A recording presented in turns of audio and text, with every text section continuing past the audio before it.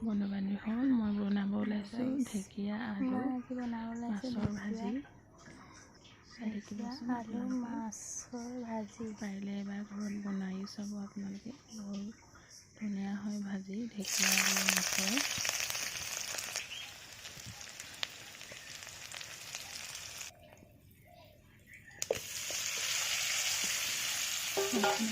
ভাজি থোৱা আছিলে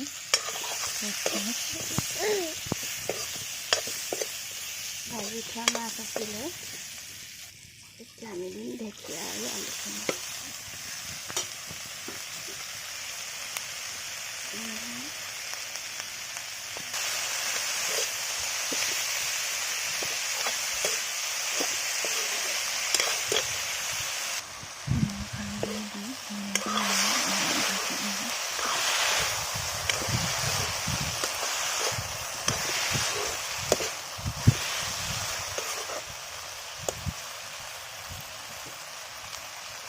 ভাজি ৰেডি হ'ল, ধুনীয়াকৈ ৰেডি হৈ গ'ল মোৰ ঢেকীয়া আৰু আলু মাছৰ ভাজি। বনাই আপোনালোকেও খুব ভাল হৈছে, সোৱাদ হৈছে। আপোনালোকেও ঘৰত এবাৰ বনাই চাবচোন ঢেকীয়া আৰু আলু মাছৰ ভাজি, কচ মাছ দি।